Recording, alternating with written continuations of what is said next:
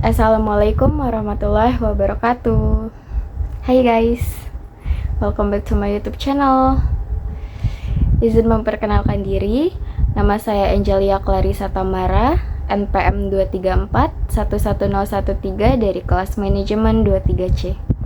Di sini saya melanjutkan tugas video dari mata kuliah pengantar manajemen, yaitu Supply Chain Management. So, enjoy the video guys.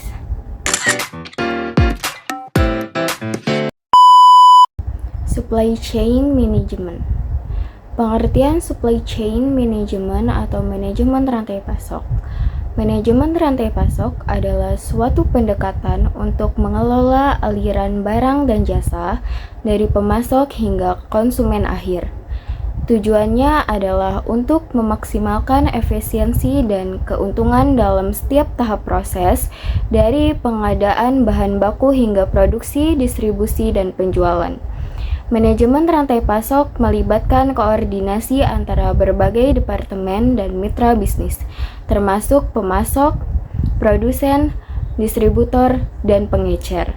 Dalam lingkup yang lebih luas, manajemen rantai pasok juga mencakup aspek-aspek seperti perencanaan strategis, pengelolaan risiko, dan pengembangan hubungan jangka panjang dengan mitra bisnis. Next, tujuan supply chain management atau manajemen rantai pasok. Tujuan utama dari manajemen rantai pasok adalah untuk memastikan bahwa produk atau layanan tersedia untuk pelanggan pada waktu yang tepat, dalam jumlah yang tepat, dengan kualitas yang sesuai, dan dengan biaya yang efektif. Selain itu, manajemen rantai pasok juga bertujuan untuk meningkatkan efisiensi dan efektivitas operasi perusahaan dengan mengoptimalkan penggunaan sumber daya dan meminimalkan risiko yang terkait dengan rantai pasok.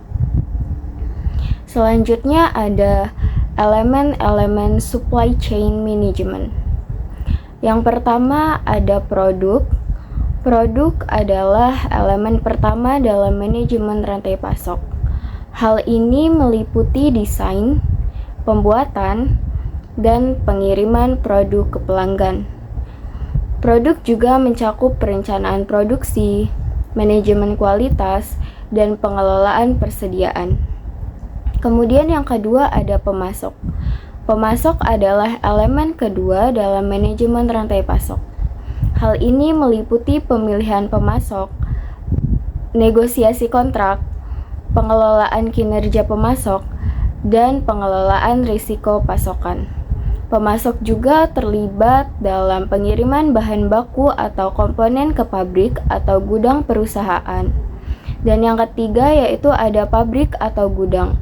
Pabrik atau gudang adalah elemen ketiga dalam manajemen rantai pasok.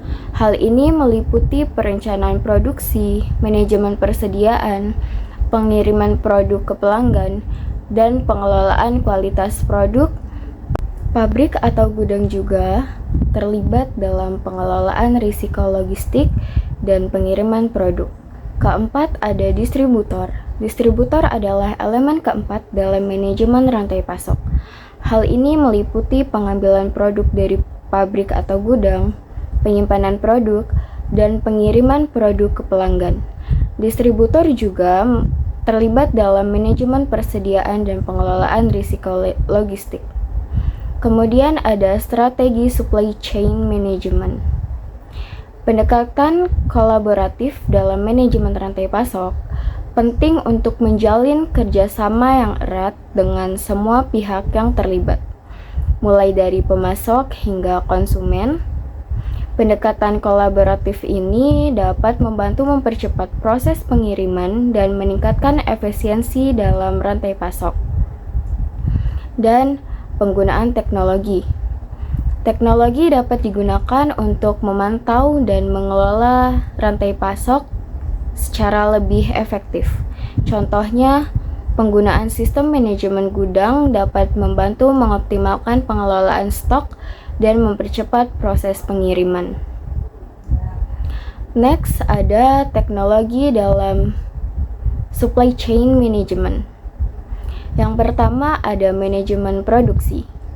Teknologi produksi terkini seperti smart factory dengan mesin dan robot dapat meningkatkan efisiensi produksi dan mengurangi biaya produksi. Yang kedua ada manajemen persediaan. Pemindaian barcode untuk melacak barang di gudang dapat membantu meningkatkan efisiensi pengelolaan persediaan dan mengurangi kesalahan pengiriman. Dan yang ketiga ada manajemen transportasi. Sistem manajemen transportasi otomatis dapat membantu mempercepat pengiriman barang dan mengurangi biaya pengiriman. Selanjutnya ada tantangan dalam supply chain management. Ketergantungan pada pemasok tunggal. Ketergantungan pada satu pemasok tunggal dapat menyebabkan risiko yang signifikan pada rantai pasok. Jika pemasok tersebut mengalami masalah, maka hal tersebut dapat mempengaruhi keseluruhan rantai pasok. Kemudian, ketidakpastian permintaan. Ketidakpastian dalam permintaan dapat menyebabkan kesulitan dalam merencanakan produksi dan mempengaruhi ketersediaan stok. Hal ini dapat berdampak pada efisiensi dan kualitas produk serta mempengaruhi keputusan pelanggan. Oke, finish enough for today. Itu tadi sedikit penjelasan tentang materi supply chain management dari saya. Semoga bermanfaat. Lebih kurangnya saya mohon maaf. Wassalamualaikum warahmatullahi wabarakatuh.